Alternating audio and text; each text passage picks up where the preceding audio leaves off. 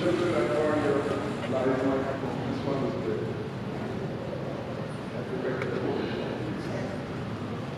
Testing, testing. Okay, word. Just a minute, just a minute. I need a sending vote Dr. One.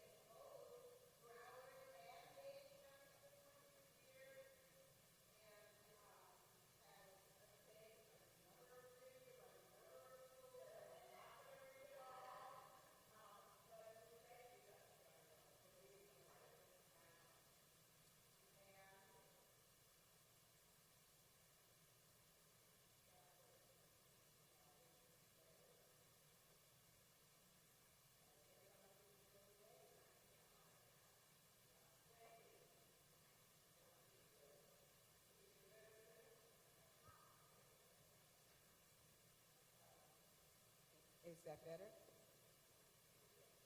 A little bit better?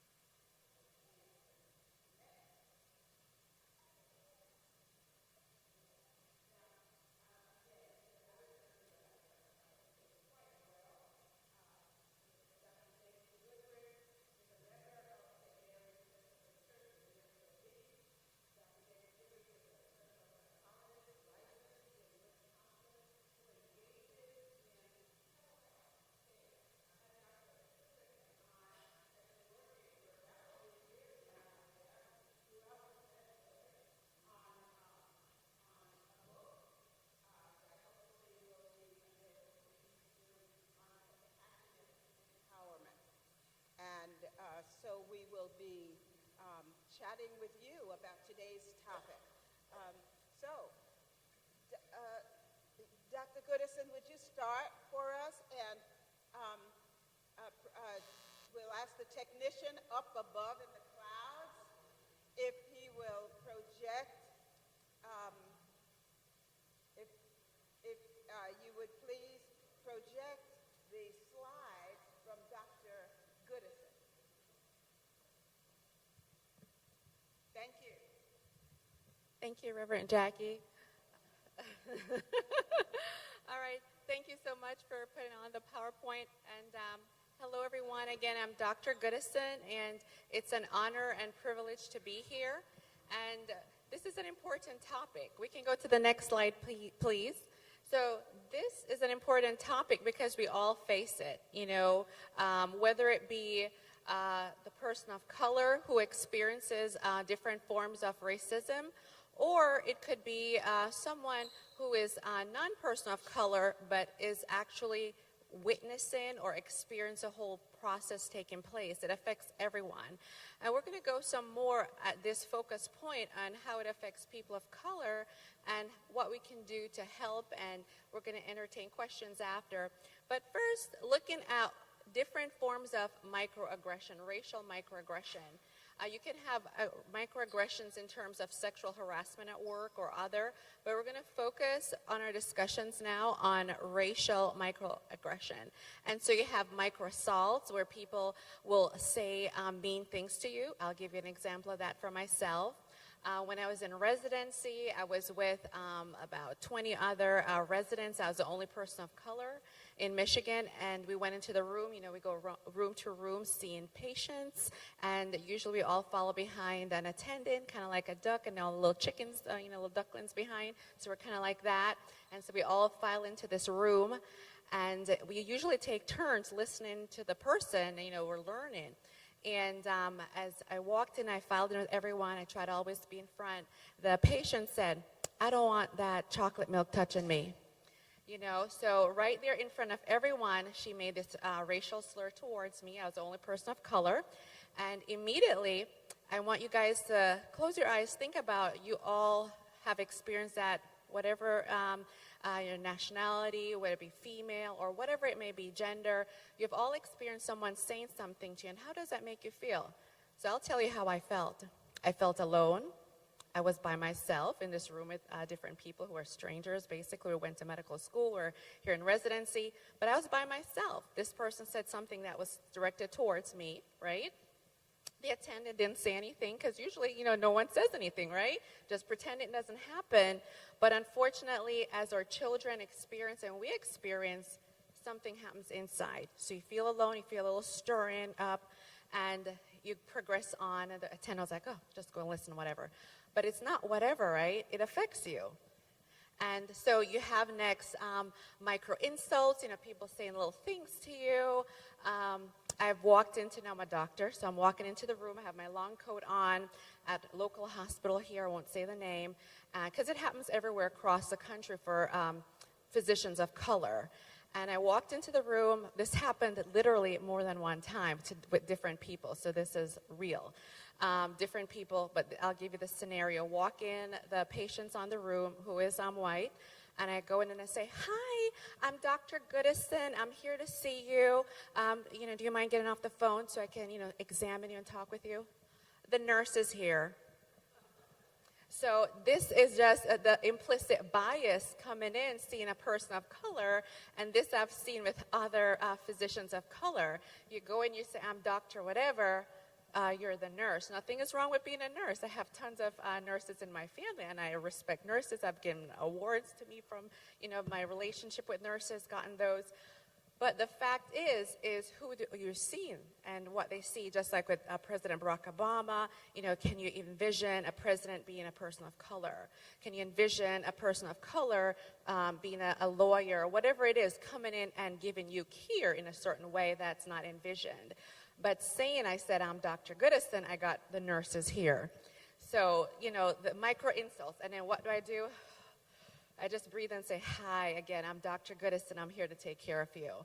So, but something happens in that little couple of seconds, right? So that's microaggression. And then you have the micro invalidations, just putting you down. You're at a meeting. This happens to all of us, I know. And you're in a meeting. You're making ideas, points. You're jumped over, or it's always like talking down what you're saying in some sense. So we've all faced that to certain degrees. That's a part of that. So let's move on, please. Next slide, please. All right, so I wish this could have shown better, but this is a picture from Medical News Today, and I love it. You guys have to Google this article, please, please, please, later today. But it gives a really nice synopsis of the effects on the health based on microaggression that people of color experience over years. There's a study that was done by Harvard, and it shows that every point of receiving microaggressions, people of color, there's a bump in your cortisol level. That's kind of like your stress hormone. And so immediately, those little times, the 3 examples I gave you, each time my cortisol level was just jumping up, right? Just like you guys. So each time you're in this like mini little stress modes. And mini little stress modes go like that, right? You have a big pot, you have a leak coming down with little drips of water, right? Over time, that pot fills up with water. And so that's what happens. And over time, our body's not meant to be in a fight or flight mode constantly. That's that sympathetic drive when you're being attacked, or all that sympathetic level goes up. And so over time, what we get, hypertension, over time with this cortisol, you tend to get central obesity, that's the big bellies, which then leads to diabetes. It's a whole train wreck of all these different things that happen, right? And so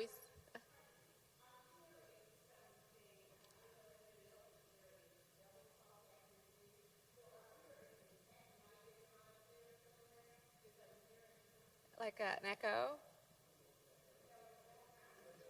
like speaking? Okay. All right. Okay, thank you. Okay, thank you, Reverend Jackie.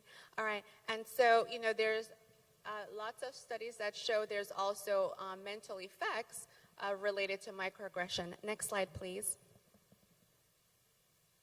And so this is just a list. It's hard to really project here, but some of the things that happen when you have high levels of stress hormones, your immunity goes down, you tend to get infections. Women lose their hair. There's, a condition, especially among women of color, as you get older, lose your hair. There's thoughts that there's environmental stressors related to that over time. There's also issues, of course, we talked about with hypertension, and what does hypertension lead to? Kidney problems. So you'll go to a dialysis center, and who do you see mostly? People of color. So this is an endemic issue that shortens the lifespan of people of color, all related to access to health care, all those other issues. But in consolidation, the big pot of stew is mixing towards lower health outcomes is this microaggressions, these micro insults over time and all the effects. Women having lower birth weight babies have more problems. So it's a whole, which is all related to, again, racism, microaggressions. Next slide, please. And so I know it's probably hard to see here, but basically what this is showing here is some of the things that happens. So let's look at it from a mental standpoint. Over time, say, think of me or anyone else going through these different episodes of microaggression. If you don't have a solid inner foundation within yourself, what happens? Fear develops, worry, anxiety, hopelessness. This is what happens, and we see this to so many of our people, of color, that then they go on and have, if you don't have good coping systems, people drop out. They use other things for coping, marijuana, alcohol, all those different things, and it's a downward spiral again. So this is also from a medical journal. Next slide, please. And I know it's hard to show the videos here. I'm not sure if we can, but as I'm wrapping up here, this picture is important because the CDC has declared racism with the microaggression and all that as a public health crisis. So the director for the CDC this year came out with that statement that racism is a public health crisis. And the other statement here too is the American Academy of Pediatrics has also made a statement that racism, disparities in healthcare for people, whatever of color, results in an impact not just to the families of people of color, but to everyone. Because how is that? Like, we think maybe it just affects people of color, but no. When there's a study that was done in 2016 from Yale, and what they did is one of the really good studies that was done where they took away, like, based on your income level, education, all that. They looked at a community that had a lot of racism, and they found that both white people and black people didn't live as long, and they had health problems related to a society with lots of racism. And why is this? They went into looking into that. And what it is there's a capital of connection, a social connection that's lost. So when you have people on this side and then people on this side, there's a lack of trust. So people aren't going in to get help as they need to, both sides. There's a whole network. Typically, my mom is here, I have my sister, and then from there, there's a village that usually stretches out. When a society, a community is built with a lot of racism, that connectedness that we can gather from each other is diminished, and then we get impacted. They looked at it even with financial issues. If there's a crisis, whatever it may be, if we're not together and there's a lack of connectedness, we all don't do well. So in closing, next slide, please. in closing, so there's different things that we can do. There are different things that we can do to manage stress, right? And one of the things that I've learned over time is don't internalize. So the common thing for us, and we can teach our children, because I work on it with my kids now, is when these microassaults, microaggressions occur, don't breathe it in. Don't take it in. Let it back out. I would say do box breathe in for at least 4 seconds. So what's box breathe in? They teach it in the Marines. They teach it to firefighters. It's basically lowering your sympathetic drive that where you're, that's a cortisol increase that happens. So box breathe in increases your parasympathetic drive. That's a relaxation. So somebody says, oh, whatever racial slur, whatever it may be, the microaggression, like I had one article I was reading, like a child was in school and she was one of the only children of color, and they looked at her and said, why don't you wash your hair each week? How do you keep it clean? And just how she felt about that. And that's a microaggression. So in cases like that, stop, do box breathe in, think of a box, a square, breathe in for 4 seconds, hold, release for 4, hold for 4. And do like 4 rounds or 2, whatever you're in a situation at work, you can't do it too long, but don't keep it in, don't internalize. So that's one of the first steps. So exhale, don't keep it in, exhale, let it out. Next, a woman of God, I pray with my patients, put it to the Lord. Say, Lord, I consecrate this moment to you. I'm giving you this. You know how I feel here. So you don't take this baggage on yourself. The Lord asks us to give him our burdens, and he'll carry them. So don't take on that burden over years with everything else. Just, we do our box breathing and we say, Lord, I lay it at the altar, I lay it at your feet. Consecrate this moment. Let your glory shine through this. So whatever the enemy is trying against, you or what the situation there is, to give God that opportunity. Exercise. I try to exercise 5 days per week. So I encourage, if you're able to, get in doctor's clearances, take a walk. Start off slow. But walking releases good hormones. It's going to make you feel better. And the key is also consistency. Not once in a while, make sure it's consistent. And I promise you, you guys are going to say, oh my goodness, I feel so much more different. A month I've been walking every day for 5 days a week, once cleared by your doctor. You're going to feel different. Having a hobby, So I picked up piano this year. I've always, as a little girl, wanted to learn to play the piano, and so I picked it up. So art, whatever it is, I also try to start painting. Whatever it is, pick up some other hobby to get your mind focused on other things and build in different synapses in your brain, no matter your age. Right now, everyone in this room can still continue to grow their brain with new synapses. So pick up something new, I encourage you, this year. The next, meditation, I'm going to say praying to Jesus, right?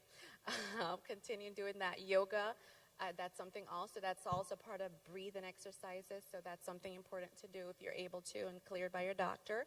Nature, just going outside. One of my prayer partners, Machina, because I can't take credit for what she says, she's like, Dr. Goodison, look outside. You see the trees? Their arms are always like this, like you're praising God. And every time I go outside now, I see that. I'm like, look at the trees. And I always think all the trees have their limbs lifted praising God.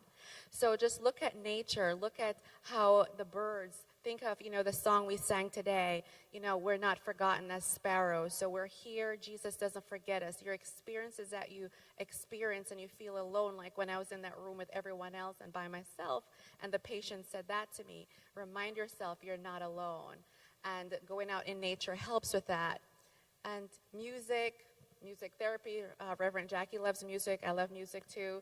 So putting that all in a perspective with Christ is always important. Praise and worship, I love. And last slide, please. Next slide. And scripture. So definitely, meditating on scriptures, having it in your pocket. Sometimes people feel they can't memorize scriptures, but that's your sword. Ephesians talk about, having the sword, and so that's our weapon. So we go forth in love. I want to encourage you, remember, Jesus walked the way of love. So we don't need for others to love and treat us with love. We can give love, and we're in that sense of giving love, we are making a kingdom of God here, and we're changing things with us and others. And Martin Luther King did that. He taught us about that too, is acting in peace and love. Thank you.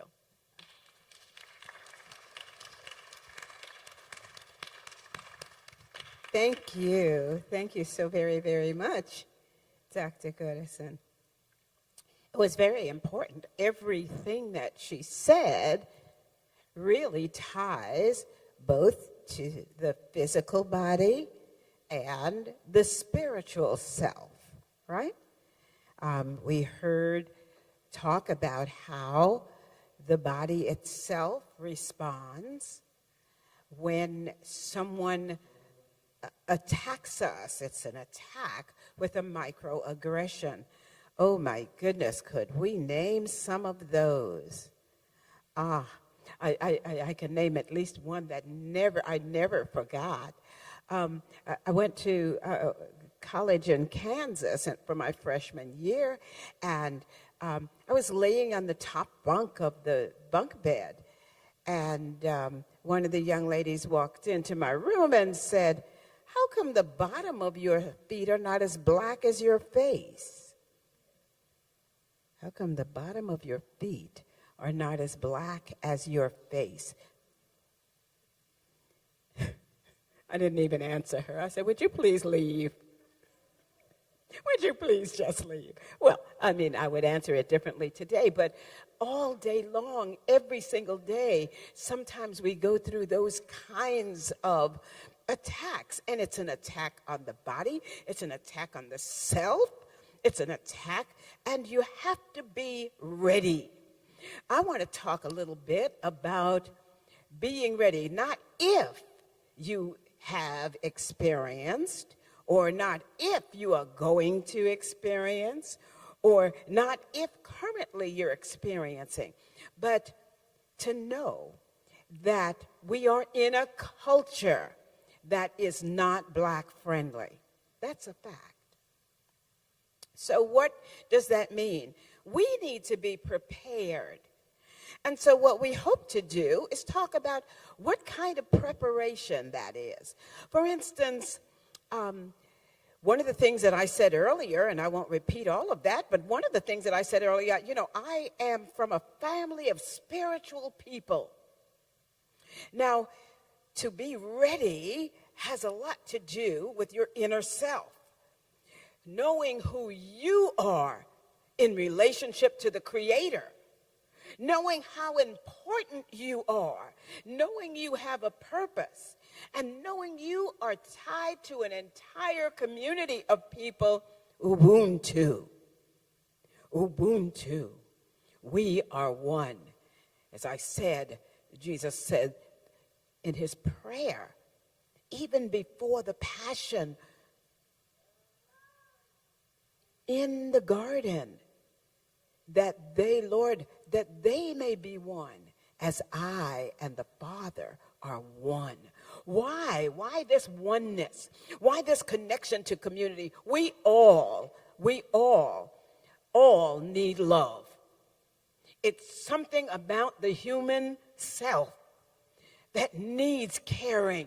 It needs to be in relationship. And so when we talk about Ubuntu, we are tied to one another. When Dr. Keisha was talking about the whole community, it didn't matter whether they were Black or white, the whole community was sick. The whole community is sick because it takes something to take something from somebody. If you're human, if you see somebody else and they're in pain, if you don't feel anything, I wonder how human you are. And if you see it and you're trying to hide yourself from it, it's almost as bad as feeling that aggression. It's almost like that. And so everybody's sick. How much better it is to have peace. So we first talk about inner peace. That inner peace, I want to talk about flexibility. With flexibility, I want to remind those who were in, Hurricane Andrew? Raise your hand if you remember that hurricane. For those who live near Coral Reef Drive, do you remember those big pillars they put up just before the hurricane for the electrical current? They took down the wooden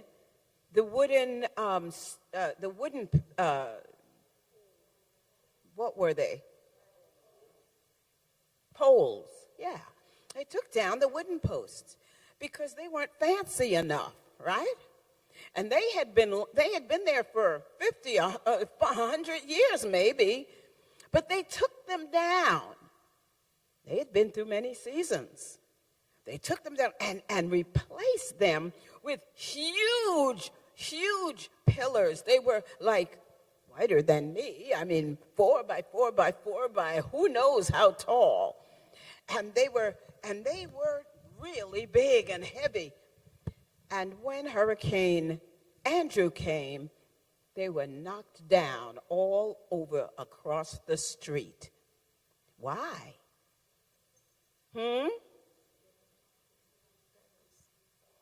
Like feathers. They were knocked over like feathers. And they were knocked over like feathers because they couldn't give.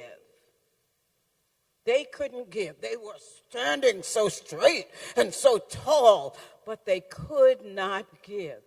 Those poles that were wooden, you know, when the wind blew, they swayed a little. They swayed to and from, but they never broke, and they stood back up after every hurricane. Flexibility of spirit for each one of us. We, too, have to have that kind of flexibility that's of the mind,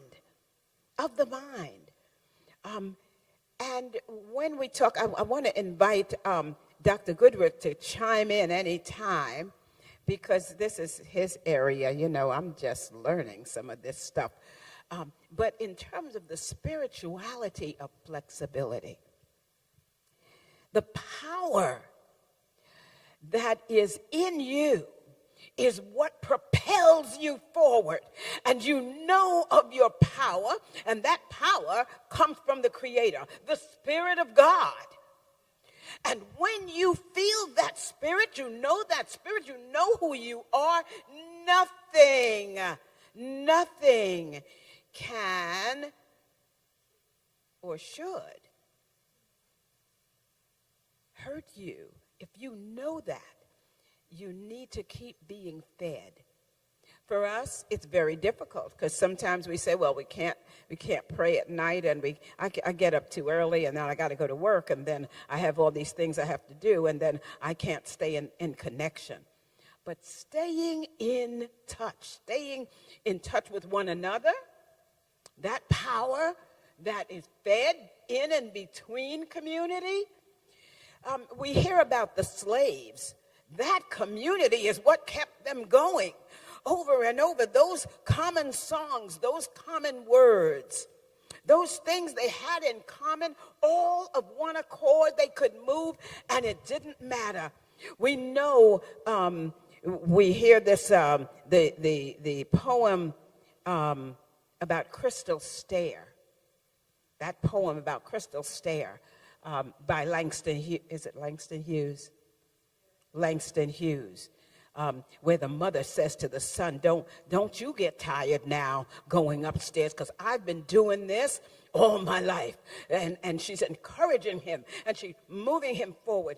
And it's encouragement over and over and over, that kind of encouragement of one another that keeps us strong.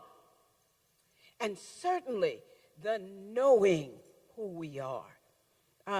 Dr. Goodwood, let's talk about some of the other concepts in not just Ubuntu, but I also invite you to talk about, I should have been talking about presiding Bishop Desmond Tutu as well.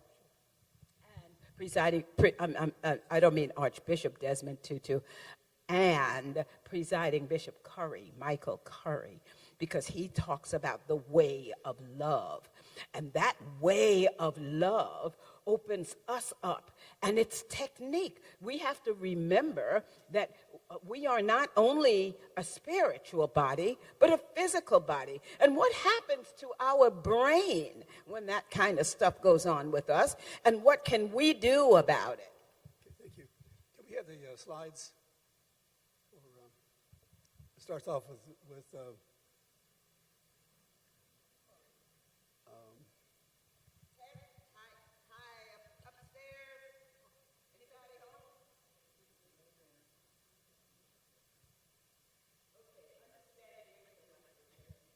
no, that's That was Keisha's. The next, you got another email? yes. Thank you. So just calling our attention to the fact that Black Americans have the highest rates of trauma in the United States, that they're more likely than whites or Hispanics to be victims of violent crime, and they're 3 times more likely to be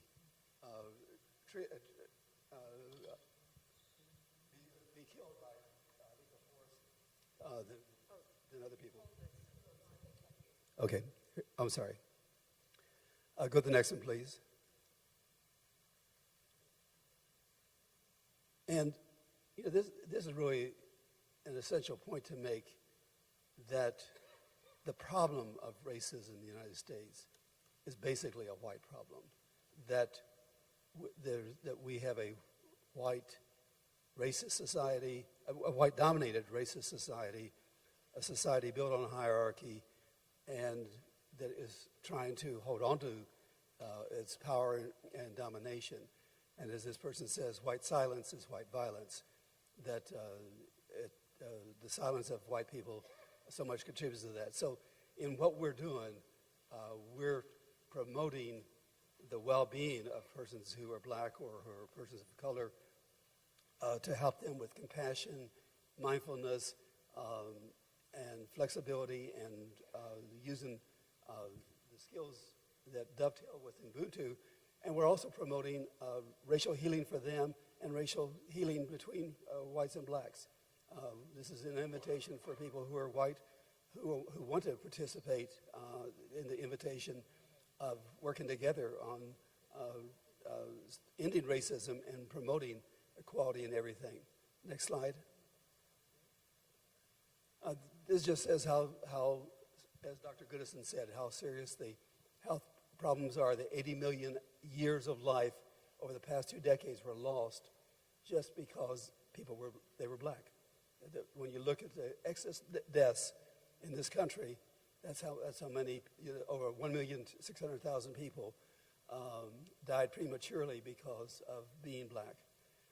In the news headlines,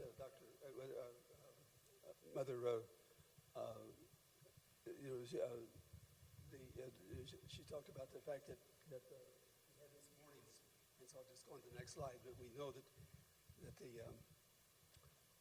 go to the next slide. But we know how serious the mental health problems are for youth and adults. Next slide, please.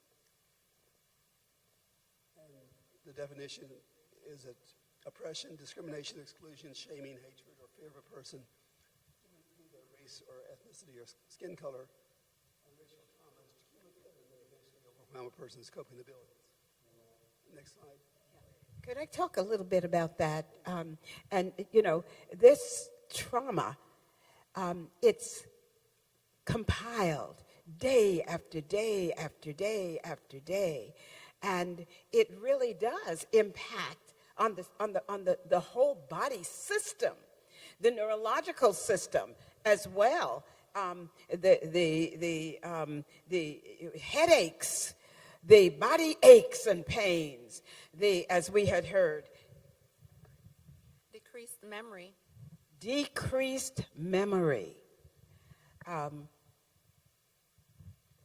this shows the different kinds of factors that negatively influence physical and mental health of persons who are black, as well as some that can help increase it. So these are important factors to keep in mind. Go to the next slide. So in regard to mental health services, there's a long history of mistrust and fear of treatment, There's embarrassment, stigma, and shame that black people experience in terms of reaching out for mental health services because there's this typecasting and being diagnosed. They're either not, they're not getting access to mental health services, or they're being taken advantage of when they receive mental health services.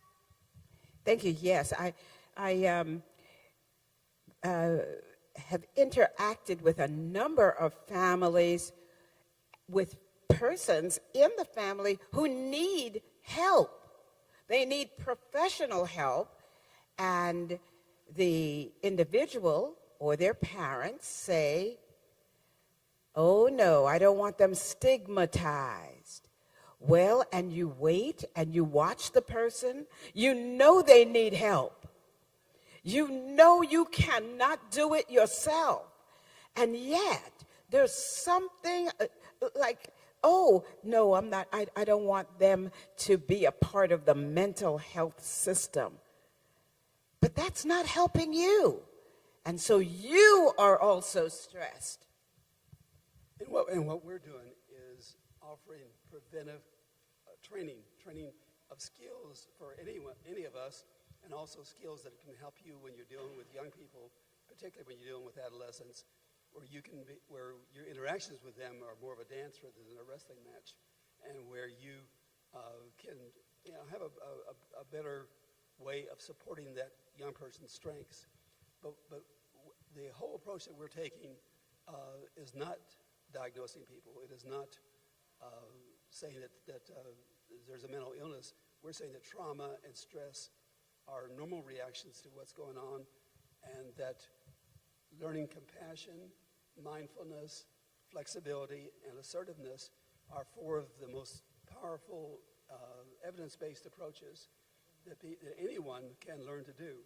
And we're going to be starting offering training and doing that this fall. We will be doing that training. We'll be doing it at Ascension, for Ascension and the entire diocese and community, wherever that they may be. And having the skills to be able to talk to one another. Have you ever been in a situation where somebody made it worse? They increased your stress and they thought they were helping. You're laughing. I think I'm going to pass the microphone once. Okay, go ahead back to the next slide, please. 10 more minutes before the bus leaves. Okay. All right. Next slide. Next slides are going to be, okay. I'll just let you read this. People will forget what you said. People will forget what you did. But people will never forget how you made them feel. And the second is courage is the most important of all the virtues, because without courage, you can't practice any other virtue consistently. Next slide. And the next slide. Next slide. I like that one. Next slide. So when you go ahead and scroll through the next slide about every 10 seconds. So here are pictures of caring and compassion. Go ahead, next slide. Next. Next. And here you see kids from school who have been traumatized and who are taking care of each other. So the essence, the basic underlying message of everything that Mother Jackie and I are doing is based on Ubuntu values. Ubuntu values articulated by Archbishop Tutu are equality, interdependence, compassion and graciousness, and truth and reconciliation, where we want to hold people accountable, but we want to not have a punitive approach. And the equality of Ubuntu is diametrically opposed to the society we live in, which is so much based on rank and hierarchy and domination. Next slide. And also, not such a family focus. This American culture is more individual focused. I, me, mine, do your own thing. What about the family? What about the others in your community? How is what you are doing affecting the entire community? Next slide. We're almost over. Okay, next slide. So this will be the last slide that we'll show. So we're going to turn it over now to Dr. Donegan. Thank you so much. I am really blessed to be a part of this illustrious group of people, even though we just met like on the phone, right, like 2 days ago. But it's really wonderful, and I really admire all of your work, and I really feel good and blessed to be a part of you guys. Well, I prepared a talk today on faulty cognitions and authenticity. Cognitions are beliefs, perceptions, ideas. A faulty cognition is a thought, concept, or belief that is incorrect, less than accurate, and often irrational, not reality-based. Our cognitions develop from our biological makeup, our experiences, family values, and societal views and norms. In an article on scientific racism from Harvard University, it was stated that in 1619, when the first enslaved people were brought to what would become the United States, justification for their enslavement were brought here too. Justifications such as they're savages, animals, assuage the brutality and the inhumane treatment and conditions to which Africans were exposed. These beliefs form the foundation of faulty cognitions. Slavery was an economic pursuit that benefited Southern plantation owners and Northern investors. Other faulty cognitions were promulgated by slave codes, which were laws which regulated the slave system to promote absolute control by the master and complete submission by the slave. Slaves were perceived to be like chattel, a piece of property, to be bought and sold. Perceptions likely driven by faulty cognition of the slave owner's superiority and the slave's inferiority. Other faulty cognitions came from the Constitution, where in 1788 counted the slave as 3/5 of a person for purposes of taxation and representation in Congress. This was used to prevent prohibition and abolition of the slave trade. As a result of this 3/5 law, it prohibited Congress from abolishing the African slave trade of enslaved peoples before 1808, and provided for a return of fugitive slaves to their owners. Faulty cognition stemming from the creation of a social hierarchy is also something that was mentioned by Dr. Goodrick. The social hierarchy was created by plantation owners that taught slaves to have divided sense of status and rank, where house slaves were regarded as at the top of the hierarchy, and at the bottom were the field hands who were in the fields and had the brunt of harsh plantation life. Now, some might be asking, did any slaves rebel?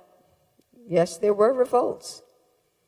But there was a tight control on slaves. However, the revolt by Nat Turner in Virginia in 1831 led to the capture and killing of about 60 whites. It's a notable revolt. This is important because people wonder, why didn't black people or African people resist. Finally, there was Juneteenth, National Independence Day, also known as Jubilee Day of Emancipation, which is now a federal holiday commemorating the emancipation of enslaved African Americans on June 19th in 1865.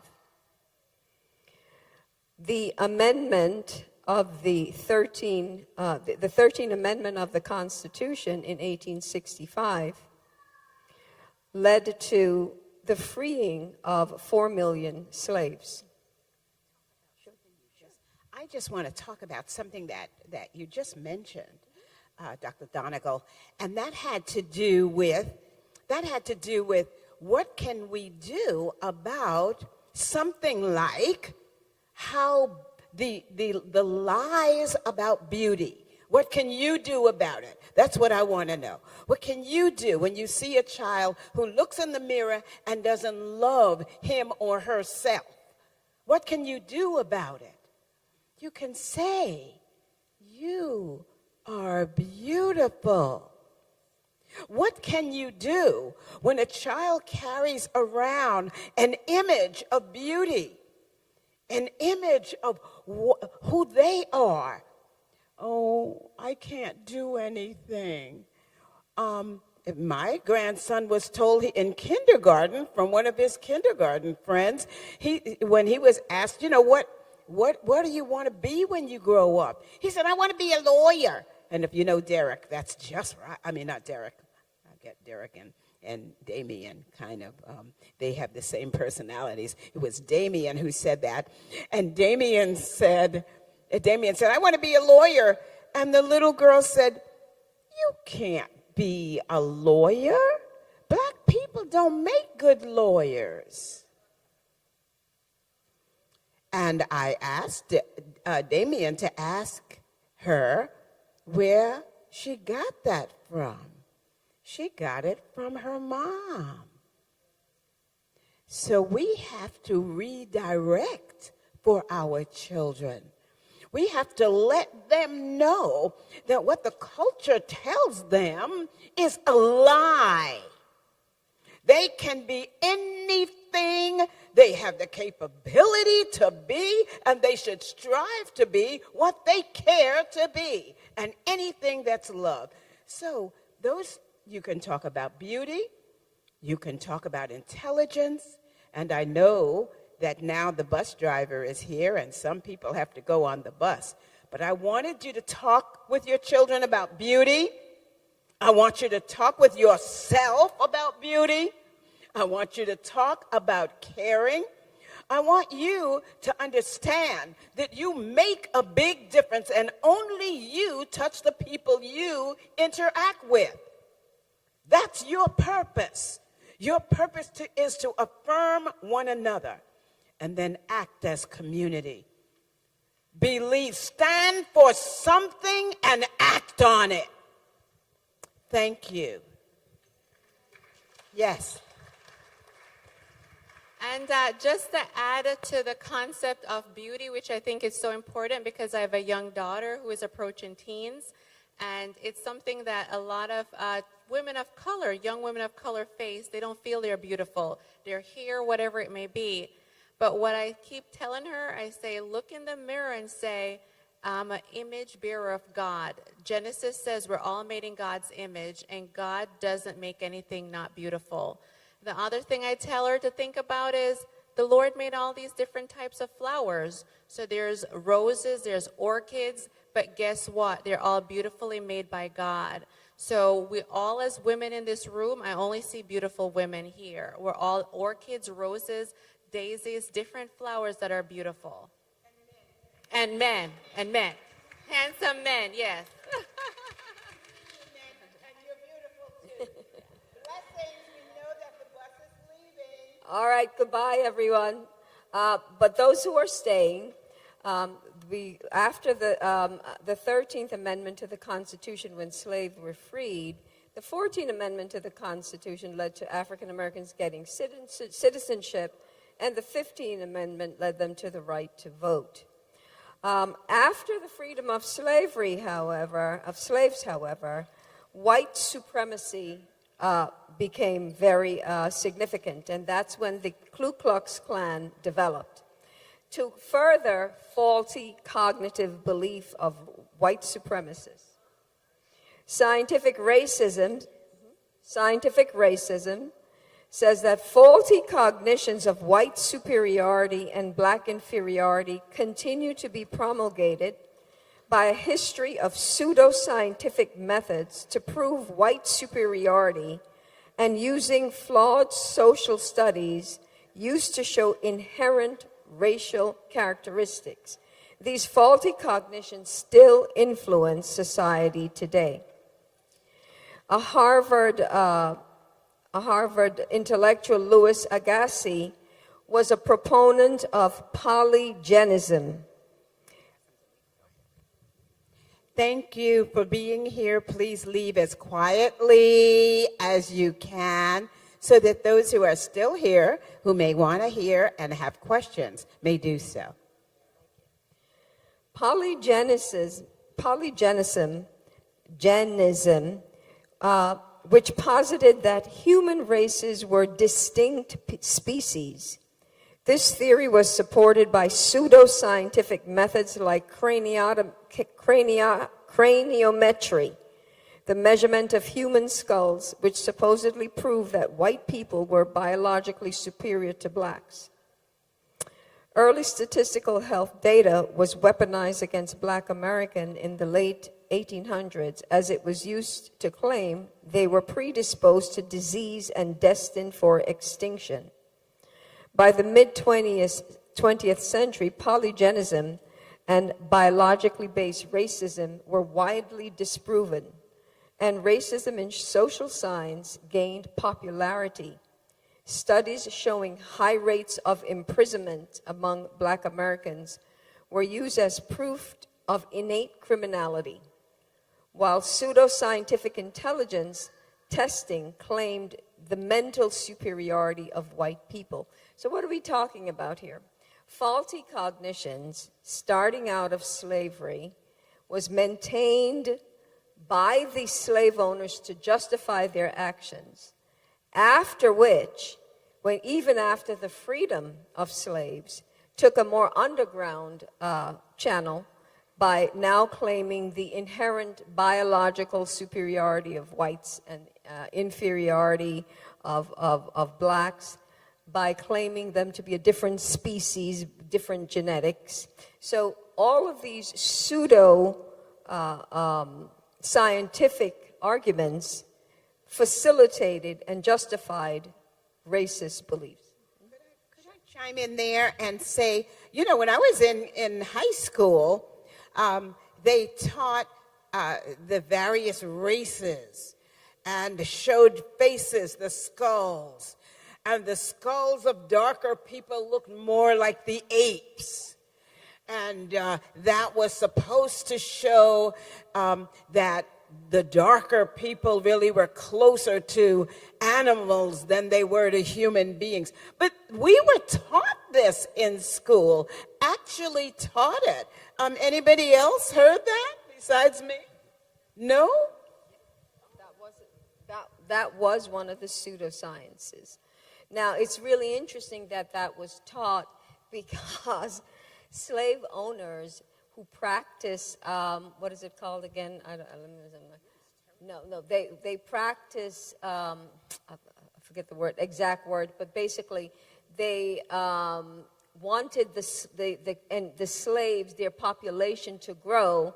So when they weren't forcing sex on the 13-year-olds by other slaves, they themselves would rape the young 13-year-old to grow their population, to increase the work on the plantation field. So interestingly enough of thinking that slaves were animals and different species, but at the time when you were having sex with the 13-year-olds to grow your workforce, they were not, obviously. So again, there's this faulty cognition.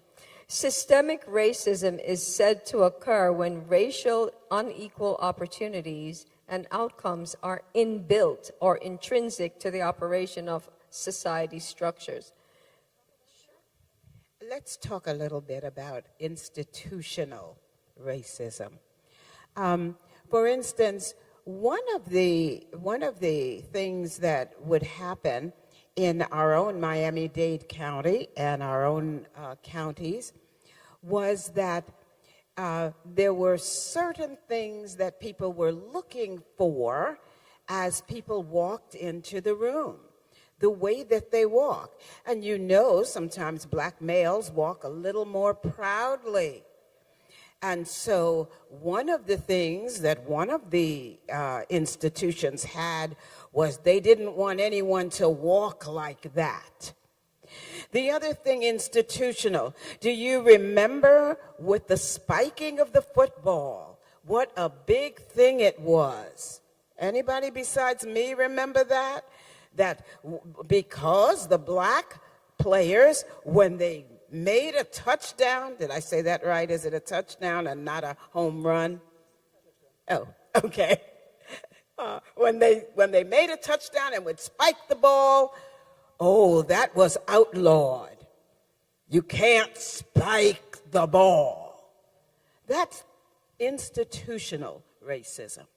That when you select something that you know is something that a whole people would do, and then you decide that's against the law. Simply put, systemic racism refers to the processes and outcomes of racial inequality and inequity in life opportunities and treatment. Systemic racism permeates a society's institutional structures, practices, policies, climates. Microaggression is actually a form of racism that can occur even without one's awareness of it. Systemic racism is learned from families. You know, they're taught these laws and rules that have been trafficked for generations. Ubuntu relates to bonding with others. The Zulu saying, Ubuntu Ngomuntu Nagaban, sorry for messing that up, Ngomuntu Nagaban, from this comes the meaning, I am because we are, and I am because I belong. This concept is, of course, challenging to achieve in a society driven by faulty cognitions. As Reverend Rowe was saying, that is something we have to achieve in our society, which is very individualistic. We have to achieve that connectivity. I am because we all are. However, in a society built on faulty cognitions, where, to be honest, if there's a sense of superiority or a sense of inferiority, there really isn't a sense of belonging to anything, and there isn't a sense of connectedness. So this is really challenging to achieve in our society. In psychology, we talk about authenticity. We try to help someone to become authentic. That is, as Merriam-Webster defines, authentic means being there true to themselves, true to one's personality, spirit, character, being sincere, being unpretentious. Stanford University. You know, I know that some of us feel like we live in two different worlds. And I hear my Jamaican friends say that all the time, and especially when they start talking to one another and interacting. I hear that as a black woman when we start talking to one another honestly and openly. But we know truthfully that if to some extent we are someone else in the presence of our boss, in the presence of others in the community, in the presence of others who don't speak the way that we are comfortable speaking. And so what happens to us is we cannot always be, and we can't strive more and more to be our authentic selves. And we're encouraged, and I'm encouraging you, be who you are. Be who you are. I had a person who I thought was my friend who said to me, you talk white. Now, I don't know what that means, but I am me. And if you want to hear me, that's who you get. And you get me. You get me all the time. But people, even people who are the same color, have this, they can project racist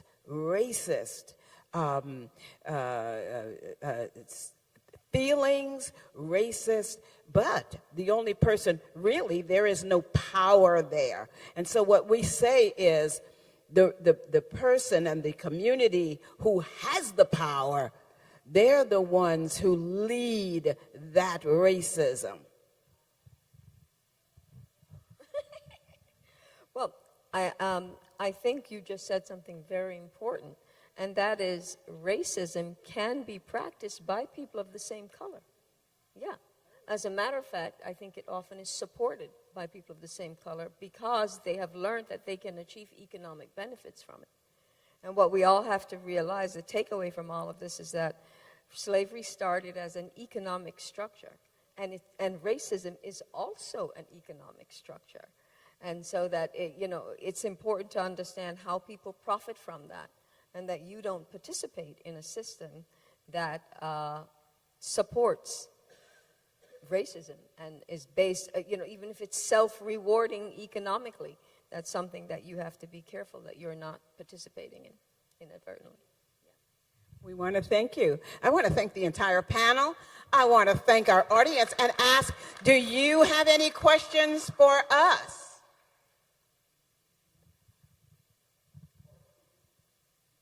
He said that's part 2. Oh, or 2.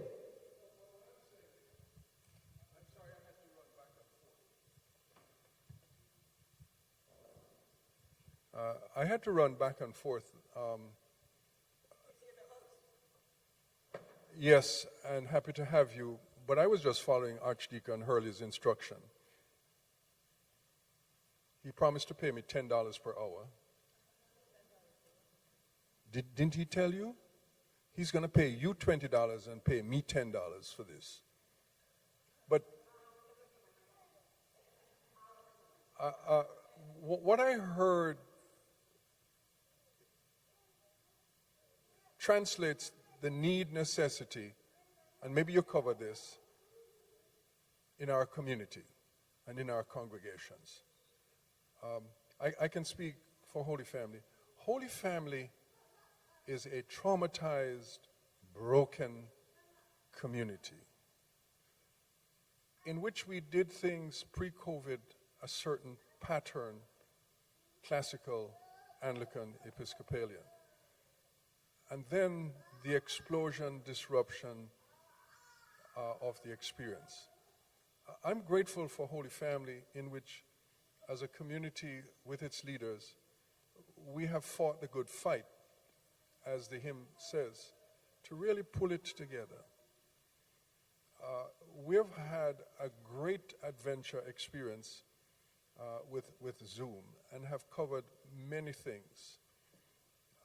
We are, for example, the 6 a.m. prayer experience, when we have covered many topics rooted in Scripture, but exploring the Anglican tradition and have been able to reason it out. I have seen evidence of healing when we have had traumatic deaths. For example, our senior warden, who in a matter of 6 months diagnosed cancer and died, and how this congregation came together was absolutely, I have to use the 2 words, both miracle and mystery. I say miracle because you can at least reason it through, but I say mystery because we still don't understand corporately the experience of death and resurrection, but to see the community come together. Now, while this topic has dealt with racism, it still has its overflow connectivity to every which topic. it's trauma. At a stretch, too, though, when you look at the history of this congregation was born out of racism. Have we broken out of that? When a Caucasian community in this part of Dade came together to form a community. But when folks, especially from the Caribbean, started moving in, back in the 60s, 70s, you had then what is called, and I think still applicable, white flight. And I think that that is still very much a part of the essence of this congregation.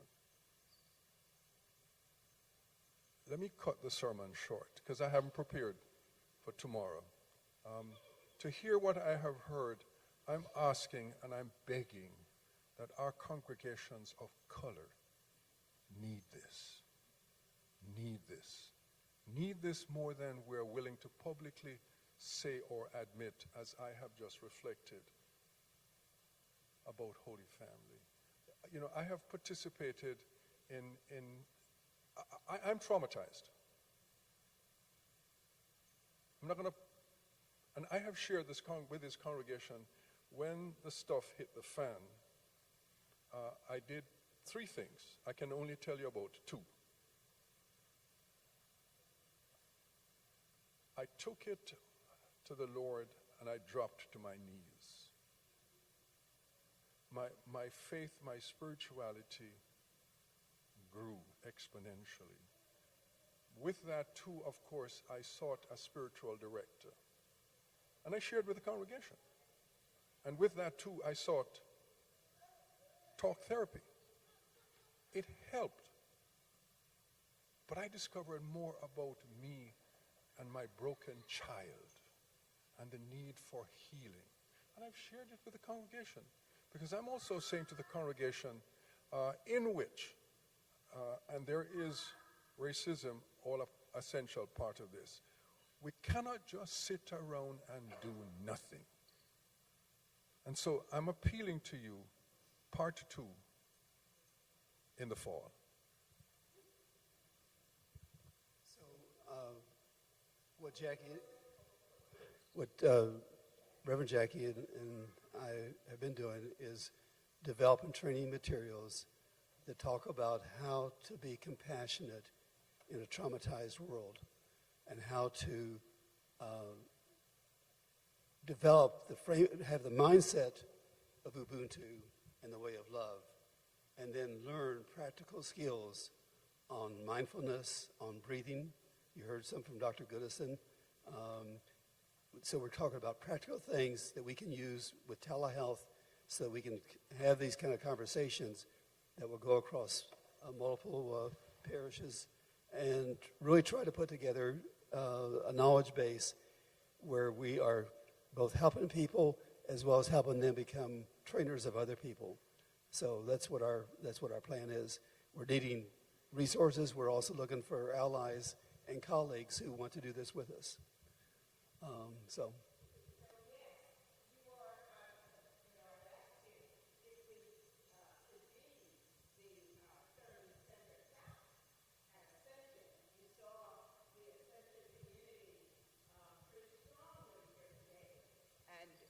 And the Ascension community is very ready for this kind of topic, this kind of healing, because the Church of Ascension, much like Holy Family, has experienced a lot.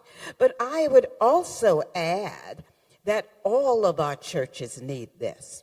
I would add that, and I know that our African American churches do need it, and I'm ready and willing. I just want you to know that's what I'm saying. And one of the things that I've seen is the most powerful,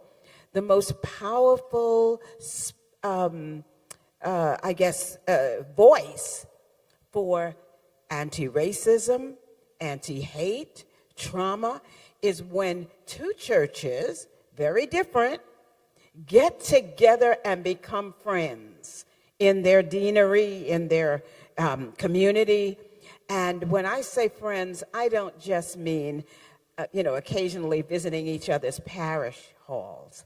I mean weekly. This group of churches, they went to each other's homes. They picked up each other's kids from school. They interacted, husbands and wives, couples, singles. They did things together, and it changed the whole community. It changed the community flavor. So I don't want to go on too much if there are any questions.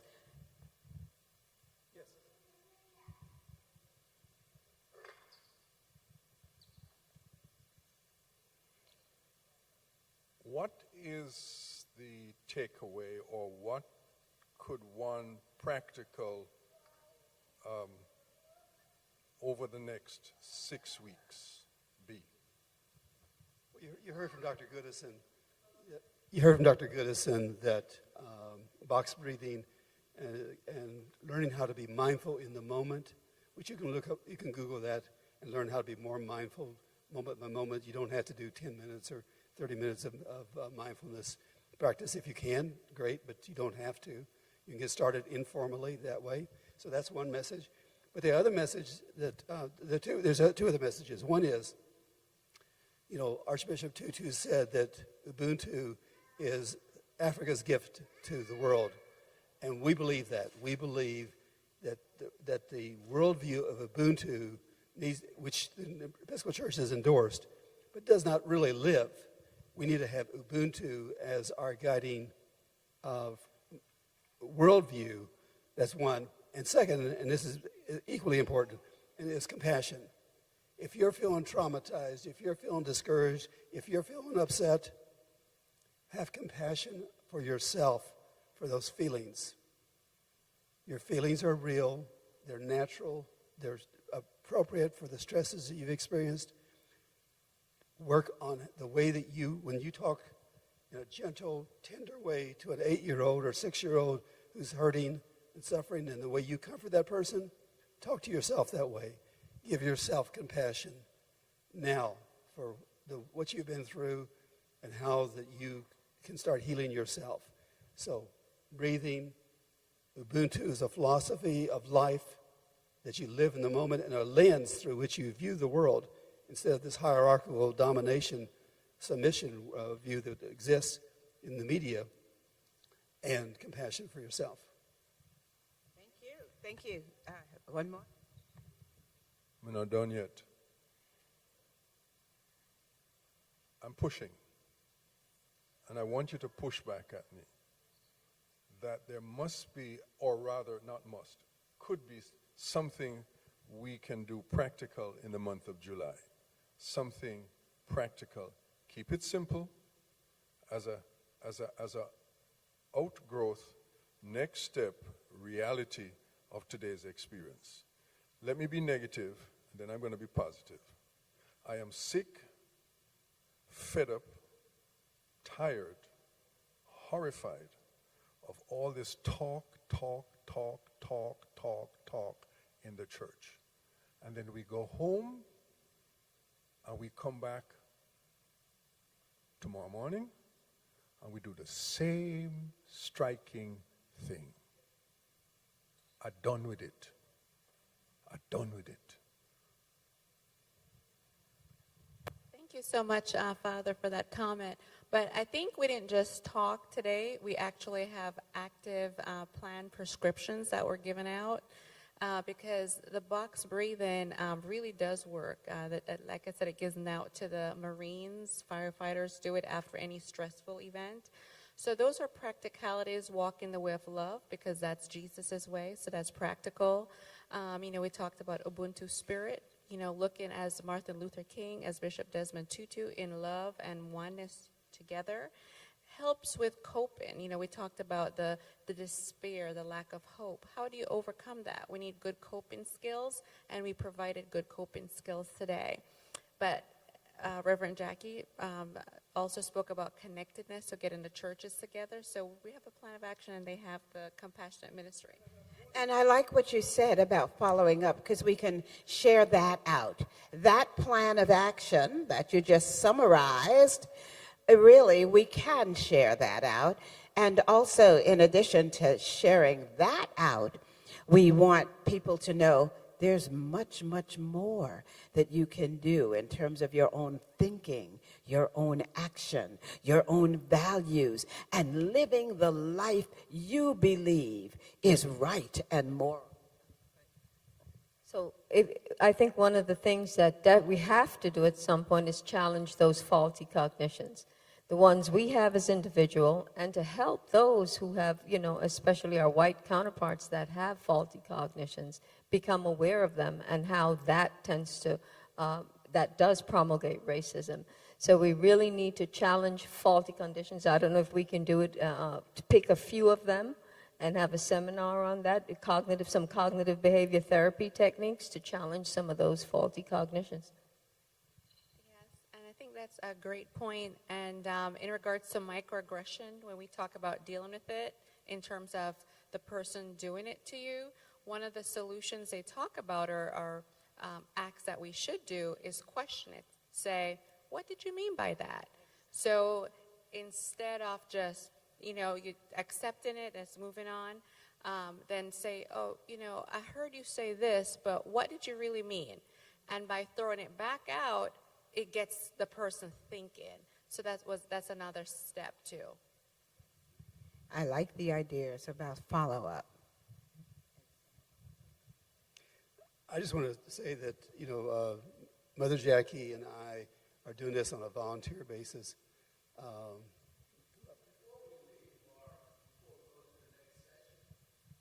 the things that the Episcopal Church has is Sacred Ground. It's a program where congregations are invited to share the stories that they have. And in reading the stories that are presented, as well as presenting your story, you're challenged. Those stories are challenged. What do you mean really when you say this? What were you thinking when you saw me come up and you put your pocketbook under your arm? The Episcopal Church has a program, Sacred Ground. I am the coordinator for it. I have yet to get any group to come forward, black or white, to say that they want to participate in this program.